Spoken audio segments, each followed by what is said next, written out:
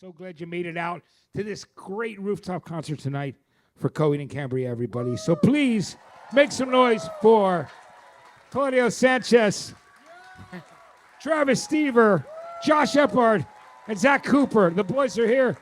Welcome Coheed and Cambria to the stage.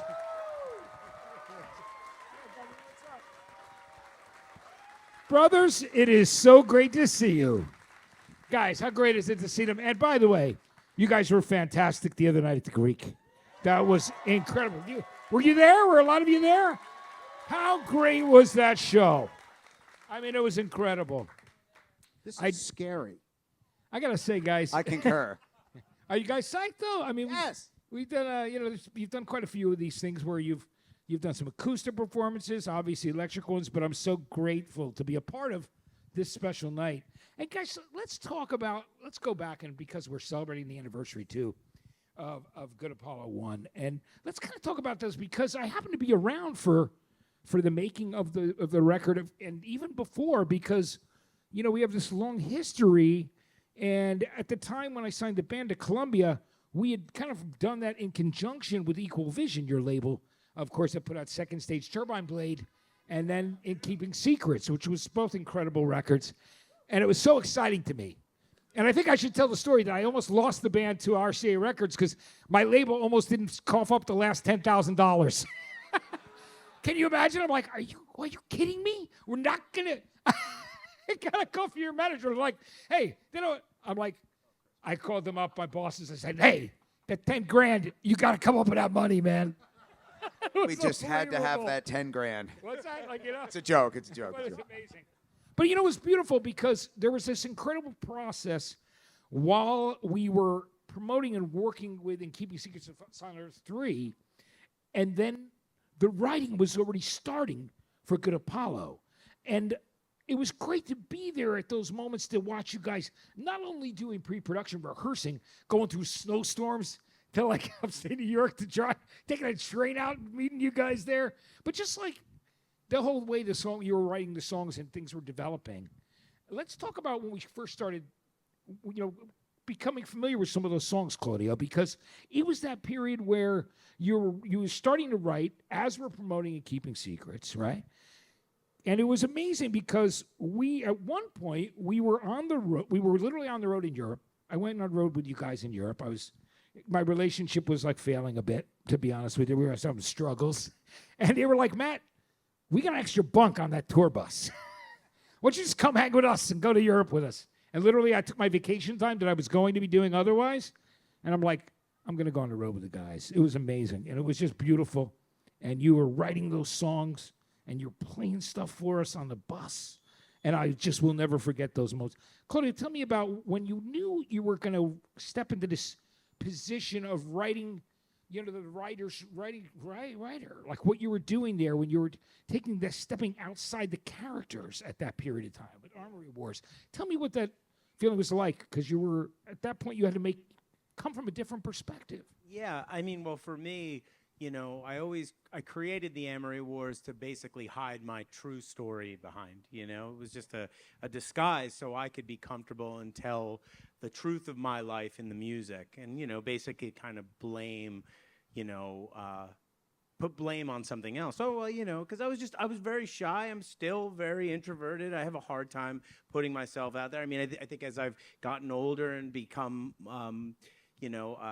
more comfortable with myself, I've allowed more of the listeners into my life. And I think at that moment in time, because I had been experiencing this heartbreak, I didn't know how I would be able to hide that in the concept. It was just I felt so angry. The music was so ferocious in the lyrics. And for me, it was like, this is going to be difficult to say that this is, strictly this science fiction fantasy just didn't make sense to me looking back on it. So that's why I decided with that story, I would cut it in half and I would show the writer's perspective and how the writer's life affects all of the characters within it, because all the characters are very much based on events that I had experienced, people in my life. So So for me, it was like this is an opportunity to really let the listeners in and show them how both the concept and the music are a very symbiotic thing. Absolutely. There was a thing about that, and it's very evident, and it's what's so special about you guys as a 4-piece band is how everybody contributes so much to the end product, the 4 of you, like to the records and to the music, and it's all the personality and the parts that you play in the songs that bring them so to life. And there was a lot of things that I discovered as we were making Good Apollo too. Like Josh, let's talk about the way you came up with the change in the breakdown of Welcome Home. One Last Kiss for You. Let's talk, like when that happened, that was, you changed the dynamic of what was happening there. Let's talk about it. And I think important to note that I'm in a band that you are allowed to kind of flex that creative muscle. And I feel really blessed and lucky. Matt, you mentioned, I think you said your relationship was failing when you came out to Europe with us. Well, that was true for, I think, a lot of guys on that bus. And it was part of the bonding energy between us. I think there was a lot of hurt, a lot of young guys kind of learning to become a band together. Yeah. And I just wanted to mention that. That part in particular that you mentioned is, I don't know, I like the fucking Cars, dude, and they did that. So, that's the fucking answer. But I'm in a band with a bunch of maniacs that let it happen and don't say, what the fuck are you doing? So, but it was so great. And you're right. It is great. I love that part. And it's right because it's true that we were all, you, me, Claudio, and Travis at the time were all going through relationship issues at the time. So much so that I remember the first time, Claudio, that you played the demo of Wake Up for us in the bus. And Travis and I cried. We actually, I was. I did, I'll admit it. Yeah. I was in tears, man, when I heard the song. And I also remember Claudio. Was hammered. I wasn't sure. I wasn't sure. Let's be real. It was like it blew my mind. But I was like, I remember at the time you were like, I didn't know what you were going to name it because all the songs were still taking shape with names. And eventually, right before we, it went to record the full version, electric band version, I go, so what are you going to call it, Claudio? You're like, well, you keep calling it Wake Up, so I'm going to call it Wake Up. So kind of like, oh, that's awesome. I used the name, and that's what the title ended up as. But it was just such a incredibly beautiful song in so many ways. You don't mind that I said that, right, Travis? That we were No, not at all. No, that song still always hits home, but it's such an well, especially that version, Claudio's demo version. I remember the band was like, "Well, how do we top this?" It was, and so to be honest, I'm not sure that we did. I think all of us found a home in that song and a real solace. Not to be overly serious with all the laughs, but there's a lot of deep pain going on at that time, and that song seemed to really embody that for all of us. If we were smart, we probably would have just took that version and put it on the record. Well, we did. You eventually kind of did. Version. It was in the Snakes on a Plane soundtrack that they used that demo version. You know really? what I mean? Is it really? But, it really was. Wait. It was. What's that? Right? It might have been an was acoustic a version. It was but no, it was acoustic. It wasn't our demo. Not but, that demo. Yeah. But like, the demo was more like that, because it was a very stripped down, but beautiful recording in every way. It was incredible. The demo's out there.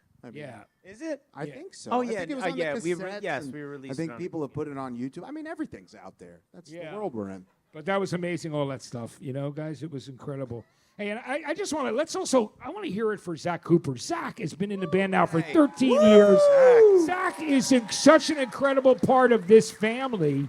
I love what Zach has brought to the band, and it's the 4 most solid guys, not only amazing people that I love, but incredible musicians that really deliver in every way. And I just love the unity of the band and the friendship and the brotherhood that's there. So I just wanted to mention that. Zach, how was it like for you when you first started learning the songs? Like, were you a fan early on, right? Yeah, it was. It was really trippy learning the songs. It's still trippy when I learn songs and go back and relearn songs when we're gonna, play them on tour, because I was a fan of the band, and so I have all these memories attached to those early records.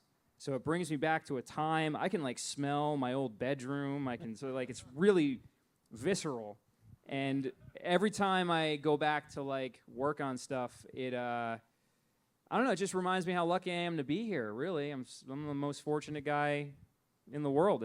I love this, and I feel very blessed to be up here with these guys, and call them friends. Yeah. So We feel really blessed to have found a Zach Cooper. We're the lucky ones for sure. Yeah. It's fantastic. I love it, Dennis. I think it's amazing. There's so many things that, in the writing process, because we weren't sure of the names, because, you were really obviously concentrating on lyrics. So we used to have we would sometimes have temporary names for songs. Yeah. Of course. Yeah. So do you remember Welcome Home was Kashmir? Yep. Right? Of course it was. Yeah. The hell else would it be? And then what I loved was 10 Speed was Thin Lizzy, Yeah. because we love the double lead. I think there was a Police song in there. Yeah, there literally was, titled yeah. Police song. Yeah, which was Mother May I. Mother That was May Mother I. May I, yeah. See, we were right. Mother May I. Guys, Jethro Tull was in there. yeah, it was, because we were walking down the street singing Thick as a Brick one day. We were just doing the short version, that was. But, so tell me, speaking of that period of time, and for you, Travis, too, what are some of the memories in the studio? What that you remember the most about being there in Applehead and recording that? I mean, we were staying in the house next door. So, Claude and I were staying there for the most part. I had a moment where I was confused because for In Keeping, we actually slept in the control room on air mattresses. Yeah. But this time we had moved to the house next door. And, Josh stayed there for a significant amount of time, but he lived in Kingston, 20 minutes away from Woodstock. Probably not even. Yeah. So you could be in your own So bed. he went home. So the two of us would just be there tracking guitars back and forth. And I do remember there was at one point we were working on some guitars to, was it The Lying Lies? I'm not sure, but I think I know You know where I'm I going. think I know where you're going. He was trying to fall asleep next door, and I had all these guitars that I had already written to it. And Mike and Chris, who were incredible in the process, so this is not against them, but they were edging towards me changing. They were trying to change up what I already had for it. And Claude had really liked what I already had, and he just stormed in from the next door. And he was like, I can hear it going a completely different direction than what he had already. Let's not do that. And I was like, oh, thank God.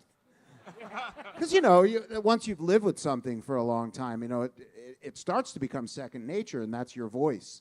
Even with adding guitars to a song that it's already there, if you're used to what you're playing, you keep working on it, and that's your identity. And then if you bring it in, I'm always open to changing it. That's part of this, too. But if you're already pretty excited about it, it's always great for the actual person who wrote the song to come in and go, nope, I want it that way. So that's a great memory of doing it.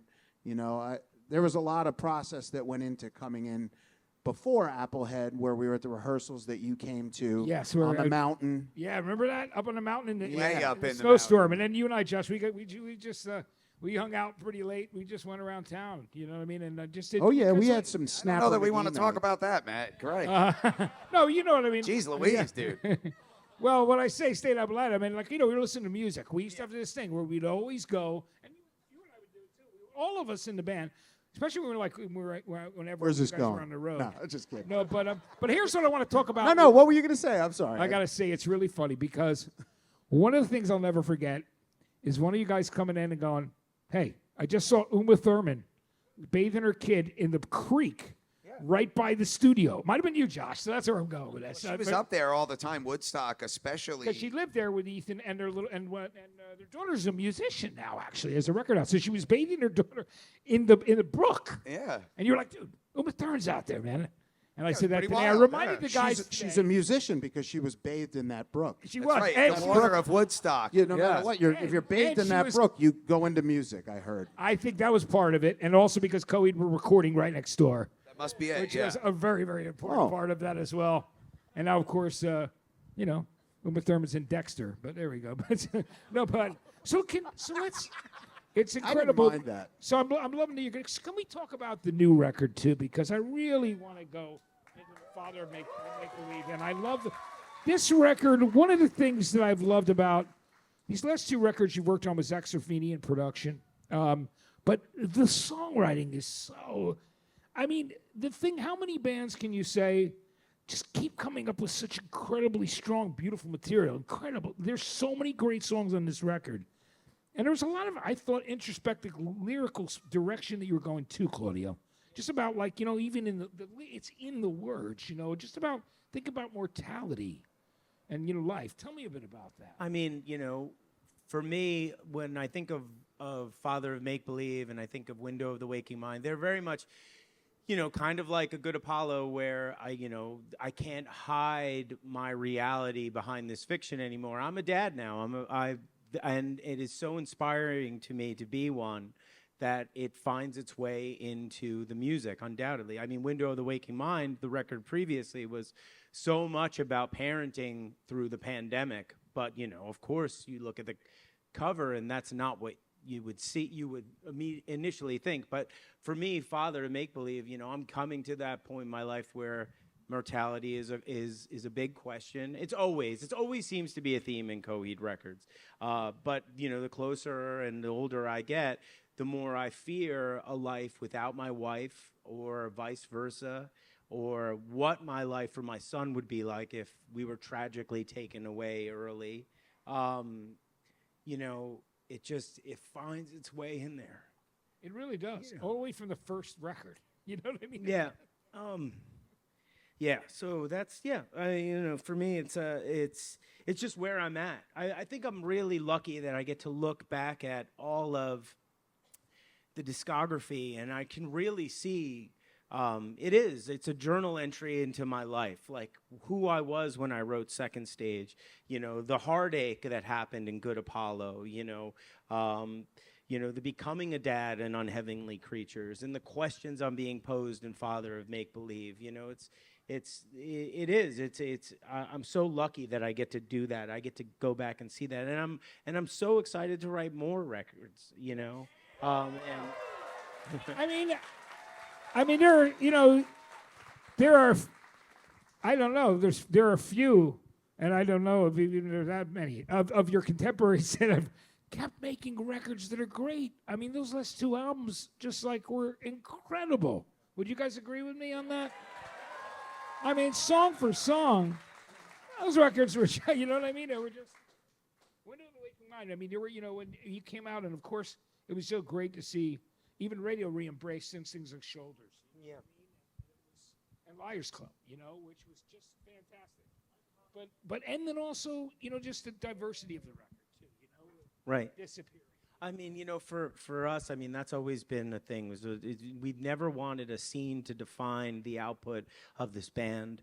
We've always loved music and from all parts, and that's why we just always incorporated all of our influences and all the things that have inspired us into it. We never wanted to wear music. We wanted to just be music, and if that makes any sense. Yeah, that is incredible, Claudia.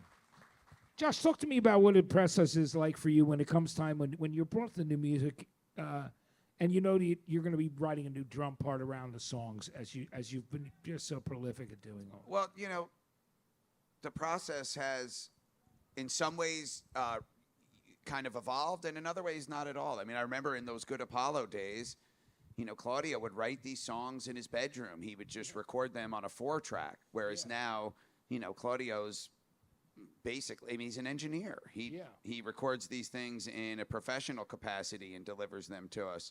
What that means for me is sometimes there's a whole kind of universe of sound around it, which before it was just one acoustic guitar, which was quite easy to write to, whereas times now it's a lot of different layers and a lot of different soundscapes to write to. But there's more in common than I would say not, but you get a song and each song is approached uniquely.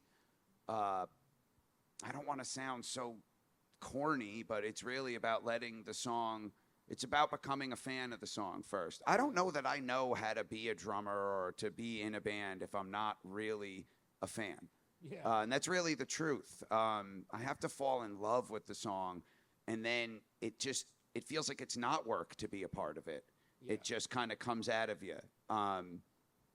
I've had some small experiences not like that, and it's incredibly difficult to just kind of write a drum part from a more kind of I don't know, studious mindset. Whereas with Coheed, I think my best work is when I'm really in love with the material.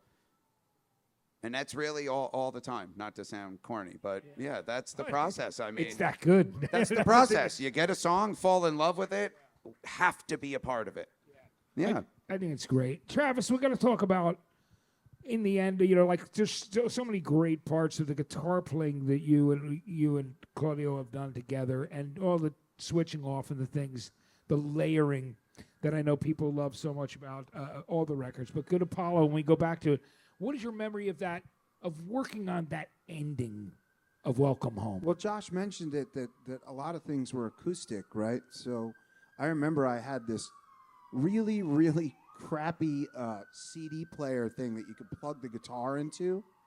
And I took it to my girlfriend at the time, but now wife.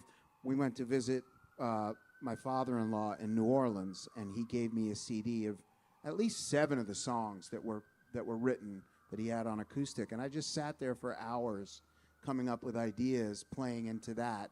And the difference now is I didn't record them. It was trying to keep them in, you know, I didn't have a phone. So just trying to keep in memory of what it was, which was probably kind of an interesting way back then, because some things probably changed so many times. But that was my memory of when I really was first working on those guitars. And that's right before we went up on the mountain to start working as a band, you know. So I don't know if that kind of answers the question. I, you know, as far as with that record, once we got into that studio that was up on the mountain, that's when we really started to hone in on what some of the guitars would be. And of course, he had some things, even on the acoustic, that he had some melodies and stuff that would be in there, and I would learn those and perform those. Most of them becoming electric and figuring out how we were going to make those voiced with an electric guitar as opposed to just on an acoustic. But yeah, I remember feeling very excited because, like Josh said, there wasn't a shortage of good songs, and that I was already in love with as they were. And it becomes, how do I add something to this to heighten it or keep it as good as it is? And you know, and that becomes my job. It's amazing when you think about that. It was incredible. One of the things you guys may or may not remember, and I think Blaze will probably remember, your manager, of course, and our brother. But also, I don't know if we've told this story, but one of the executives at the record label once said to me, "Hey, we're doing this new thing. It's called a super CD." He goes, "Do you remember this story?" And he goes to me, "Matt, this album's long. Can you talk to your band about shortening the record?" And I looked at him, I said, "You're asking me to ask my band, a creative band who made a concept record, to edit themselves for a technology thing?" I said, "Fuck no." Matt's a gangster. And that was it. And that's Thank where, God we had you, brother. Sincerely, man. Yeah. That's beautiful. I love that. Yeah, and I will never forget that, because that record is a masterpiece from start to finish, as so many of yours are. So I'm grateful for that. And for those... Yeah, it was beautiful. And then in the moment, you know, and there's a lot of great stories there, but it's just fantastic. You know, Zach Cervini said to me, your producer of the last 2 records, that he's never worked with a band who has so many ideas that are already realized when he talks about your songwriting. And he talks about the band being ready to play. He said, and he's worked with a lot of people, and he's had quite a bit of success, but he looked at me and he said, nobody that I've worked with comes really as prepared with incredible material and songs to develop. You know what I mean? And I think that's an incredible compliment. Oh, to you, absolutely. Claudio, and to everybody in the band. You know what I mean? You know? So what do you think about that when you... Did he ever say that to you? I know we all had dinner. Yes, he sort of expressed that, you know, a lot, and you know, that's not the first time. It's a lot of producers, like when, you know, when we've worked with Jay Joyce on The Color Before the Sun. I mean, I think he was totally blown away that we were so prepared. The material, you know, I mean, Nick you know, Lennox, everything. yeah, I mean, we just, it's, I've been writing songs a long time. We've been performing as artists for so long. And sometimes it's almost a question I'd love to ask you, Matt. But like when we did a Good Apollo, because we were so loyal to Mike and Chris, I mean, did the label ever consider somebody else, like another producer? No, you know what? I wanted to let you guys have that freedom because I loved In Keeping Secrets so much. Okay. So I fought to keep that relationship as long as you were happy with it. Yeah, and I of think course. one of the things that you make, I'm sure you guys remember, is I would have that conversation with you and go, "Are you sure? You guys have an option if you want to take it in a different direction." I mean, we did that when it came to mixing the album, Right. because we talked to a few different people. We did some test tracks with like Andy Wallace and some other folks, and there were a few different guys. And those guys are fantastic, talented men. But we settled on David Bottrell, who was amazing and had done Tool and had done Peter Gabriel. Yeah, He that was a big mixed selling Good point Apollo. for him. And you remember we talked with a couple other people too, and it was like, I wanted whoever was working on it to be totally 100% into it. Right. It was like the most important thing, that they loved it as much as we did. Right. Matt, do you remember before we had officially, I guess, signed on with Mike and Chris that we were wildly interested in getting Jimmy Page from Led Zeppelin to do the record? Yeah, do you remember that? We did. shot for the moon. We were like, we're on Columbia. Let's try to get Jimmy Page to do it. And we said, anybody other than Jimmy Page, I guess we'll go to Mike and Chris, because we were loyal. We're deeply loyal to our friends Mike and Chris. Oh, I noticed. I mean, that's one of the things that's so great. I mean, look, you were with the same manager that you've been with the entire time, and our friendship has only gotten stronger through the years. You're a family, and I'm a part of that family, and it's a beautiful thing to be a part of. And I love you yeah. so much. So and I see that's the way you treat everybody in your camp, which I love in a big way. And Zach, I got to ask you. First time you got in the studio to lay down some of the tracks, was there some nervousness in it, or how did you feel? Oh man, it was insane because it was what was it, like a couple of days after I auditioned, which was also in the studio playing along to a new song. Like it wasn't playing with the band. They pulled up this track. It was Domino the Destitute. With all of us staring With at all, you like this. and they're just all watching, and Chandra's like, "Do you mind if I film this?" And I was like, "Sure, okay." And they just pull it up, and they were like, "Okay, play something cool." And I was like, I don't, And then I he guess. did. And and then what's on the record is what I tracked like 2 or 3 days later or whatever. But yeah, it was stressful, very very stressful. It's also But- worth mentioning it was Mike Birnbaum and Chris Bittner who kind of hipped us to Zach and said, hey, there's this dude. I mean, Zach had played in a band with Claudio's cousin and worked at the local record store, but it was Mike and Chris who said to us, hey, this is a guy that you've got to check out. And that's how you got put on our radar. Yeah, props right? Mike That's and how- Chris. Love those guys. Yeah. And props to you for working at a record store. See, I love that. I'm all about the. Oh, wait, it wasn't Well, a record it was store. I meant a Alto- it music was store. Alto- I meant a music store. It was a music. Well, it was music Alto. store is Props still good. taken away. If it's an instrument I gotta give store, those it's a props good back. thing. Did they have records? Maybe they had some No, they records up didn't. They front. didn't. Oh, No, too no, bad. no. I don't. Damn. I don't That's deserve. okay. Listen, okay. I don't deserve those props. I would love them though. He goes to a lot of record stores. I do. It's as we listen to songs on the new record, and there's just so many different, things. Like I said, we were talking about how incredible the lyrics were and how thought provoking they were to me. And I got to say that I finally came out of that coma, and then the first record that I listened to was the album had just dropped, and I remember I called you, Claudio, to tell you how much I love the lyrics and how much I love the songs. And it's just like, thinking about mortality, I'm so grateful to be here. I want to tell everybody that. It's amazing to be alive and be here with my brothers tonight and be here with you. So, but man, I just, I love the record. So, and it just keep recording and writing really incredibly great material all the way around, at this point, right? There's so many great songs, and everybody has their favorites, right? I know, and I'm sure some of you are going to be on the cruise too, right? I'm hoping to see you there, which I think will be great, and I'm looking forward to that as well. I know we'll have more stories to tell, which will be cool, because I will never forget, like I said, when Welcome Home when you first brought it in to play it, and we decided on the gang vocal when we were in that room, next to the president's office. We were just listening to it, Josh. That was a really great moment, wasn't it? I mean, that's how I remember it. I remember you saying, man, I could really hear some gang vocals like the end of In Keeping Secrets. And I sang like a melody to what you already had. Yeah, Kind of like I went to you guys, whoa, whoa, whoa, whoa, and then you guys went yes, and you went back and recorded it that night. and the guys that we got sang it about as good as you did. Yeah. Yeah, just like that. Yeah, not very good right there. No, but that adds to the legitimacy of it. It sounds like a bunch of fucking pirates. And those are my friends I play softball with. Yeah, it was amazing. You literally, guys, you called your friends and had them come down to the studio and cut that because you looked at me that day. We were in the thing, and you go, I agree with that. Because you remember what I said to you guys? I said, you know what?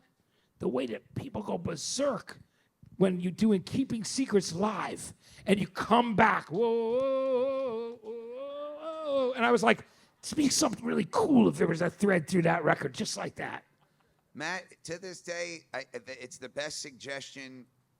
I think it might be the only suggestion I've ever got from an A&R guy. At least the only one that got really used. And it was such a slamming suggestion. And, it's become a signature thing. But it's no surprise to me, Matt, how much you love and breathe music, that you heard that, and then we made it come to life. Yeah. And that's the shit. It's also part of one of the things that bonds us. For every time I hear that, I tell that story. Yeah. My friends are like, yeah, dude, we know. You've told us the fucking story. And I'm like, it's so important to me. I love that story, it's man. the greatest. You're part of this, and we love you so much, man. I love you. And I remember when you guys were doing one show, opening for Primus and Tool. And I remember you said, Matt, look out at that audience and see all those people singing that chant at the end you suggested. Yeah, man. And that was a beautiful moment. Iconic part, yeah. And I remember that. And I remember the kids were running around the stage. It was so great. It was just cool. But guys, we're gonna take some questions from the audience as well, and we'd love to do that. So I'm gonna. I know there's a microphone going around. So is that? Is there? I can't see anything. Figure out if this is. See, I can't see any kind of prompting, but I just wanted to know if it was that time. Oh, I see a microphone. Okay, great. Who has a question? You want to raise your hand? Yes. Okay, great. We're going to take some audience questions before the performance, guys. Hi, my name's Connor. I'm Hey, Connor. Hi, Connor. longtime fan. You guys were the first band that ever inspired me to write music myself. So this question is for all of you, but for Claudio specifically. What was the first band you ever heard that made you realize you wanted to be a songwriter? I don't know. I think it's a bunch of moments. Probably listening to Sting in the car with my dad. Same. You know, Englishman in New York was one of those songs. One of the first songs that would always get trapped in my head. I don't know if necessarily at that moment in time that's what I wanted to do. I think for me, when I started playing in a band, is the moment where I realized I wanted to do it was when I went and saw Black Sabbath at the Beacon Theater in 1994. It was my first concert. I started at that time. I was playing in a band. I wasn't really the principal songwriter, if you will. I was just somebody that wanted to play guitar with my friends, and watching that moment happen, it was like watching the lights in rhythm with the music. I think that was a moment where I was like, oh, this is something I would like to do, you know. That's awesome. Thank you. My first show with you guys was the Summer of Hell tour, so that's really funny. Oh, because really? you were opening for Dio with Dio Sabbath. Yeah. Yeah. That was Thank a you. huge full circle moment, clearly, for me. Like, when they asked us to do that with them, it was like a no-brainer. Like, of course. Hell yeah. Awesome. So great. Thank you so much for that question. Okay. Hey, Debbie. Hi guys, my name is Will. I have a serious question or a fun question. What would you guys rather have? I mean, I don't know, man. Go to serious You one pick. first? Dealer's choice. The serious question is talking about mortality and everything that you guys were talking about. With the work, the whole discography you guys have, with everything you guys have built, does that mean anything when you look back now? Like, how does that kind of feel to have built such a large fan base and such a large discography of just amazing music? Like, does that hold something? Does that have like power or anything in it? I think for me, the power is that we can be here for you and you can see yourself connect to a chapter. Like, we're growing together. I think that's like a very beautiful thing that, you know, when I sit there and we do the meet and greets and we meet and just seeing the connection of like, I've become, you know, for example, like, Window of the Waking Mind or Father of Make Believe, you know, when I hear the stories of like new fathers or new mothers and how they connect to that record and how that's special to them, or how a record like Good Apollo and could connect with someone because they too are experiencing a heartbreak. I mean, it's just, to me, that's like been so special that there's like this connection with the audience. Like, there's always a record there for a moment in your life, if that makes any sense. That's great. And one quick last question, your unserious one.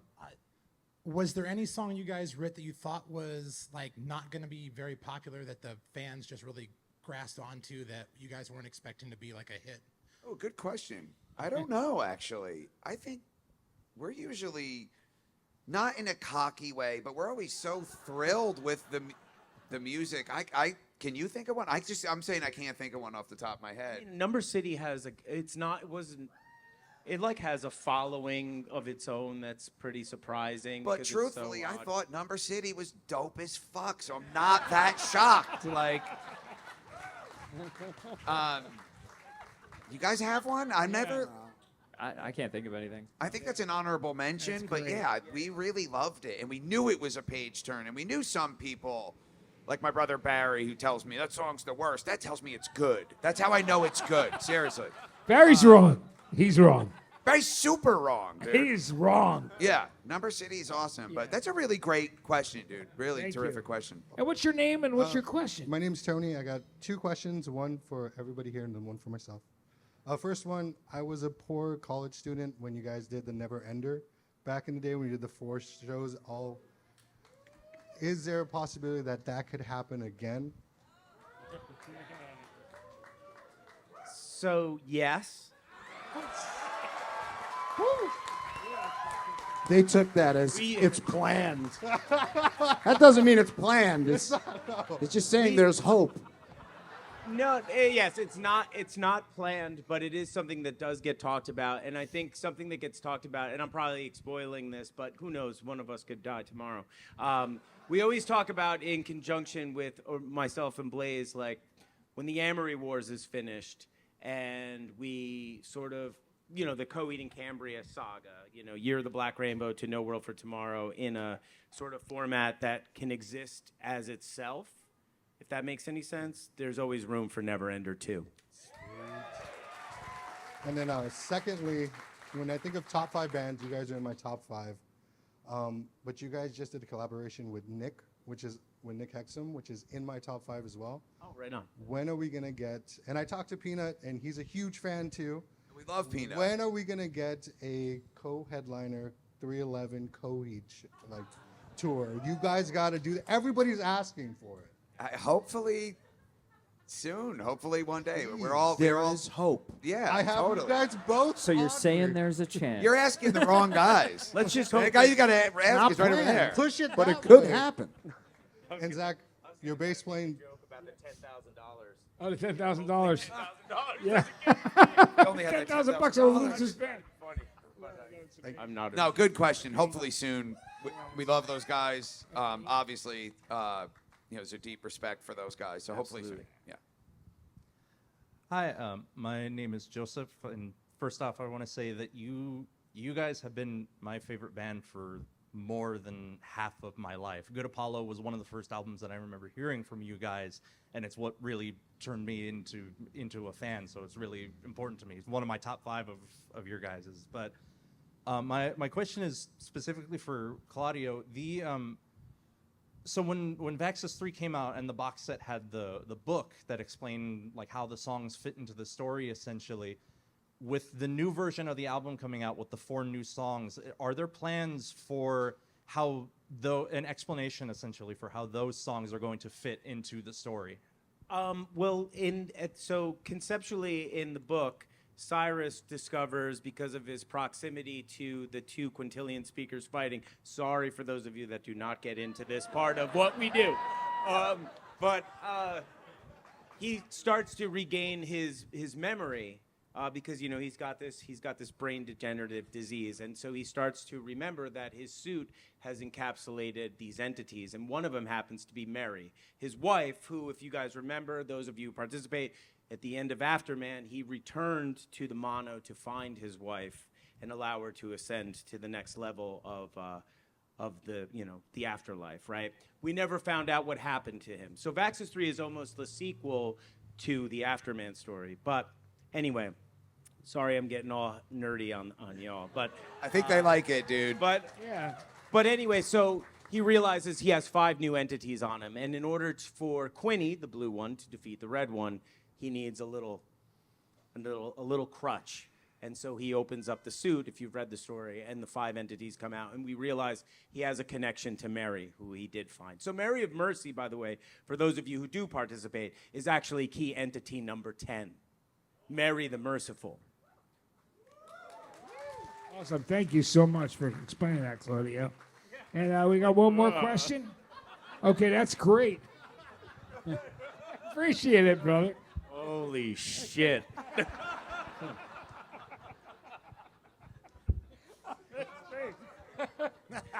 See, we have fun. Good.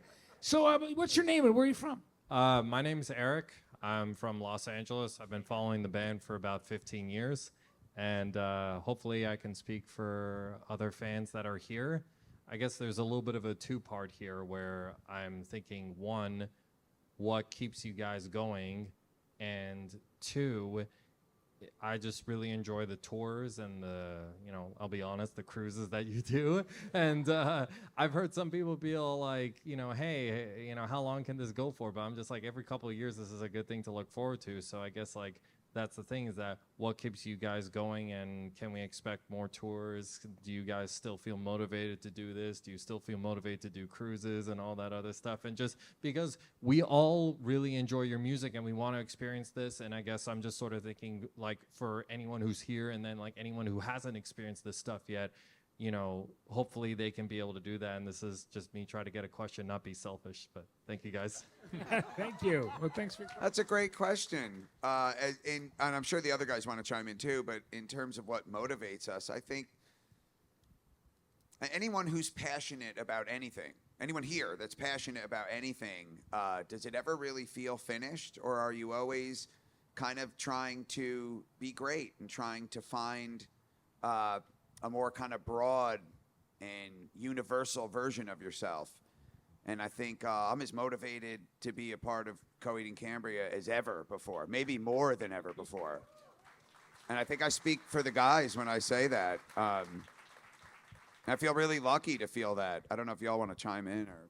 No, you nailed it. Yeah, Travis? Yeah. Oh, he nailed it. That was great. Yeah, that really says it, doesn't it? Zach? Terrific. I crushed it. Okay. Crushed it. Yeah. I mean, I agree. When Josh says passion, I mean, there's just a love here for this, whether it's a love of creating, a love of being, collaborating with everyone. It's, for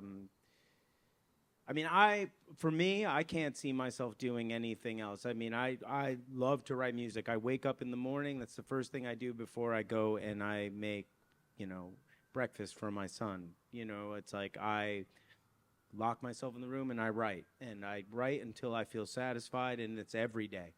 It's just what I've been doing since I was 13 years old, and it's really important for me to sort of sustain and like to be able to bring that to you all with this group of friends is like, like Josh said, it's more motivated than ever. We've been through so much, and it's and this is constant. So, I think it's fantastic. And I love it. And I'm so glad you guys are here. And it's such an honor to be here with my brothers, to be here with you guys tonight. So what do you guys think, everybody? How are you feeling? Guys, I want to just say thank you so much, too. This is just amazing to have you guys up here, and love being with you. It's a beautiful thing. Absolutely. Love being with you, too. Love being with you too, Matt. You guys are my brothers and my family. So Is everybody ready for a great live set from the boys?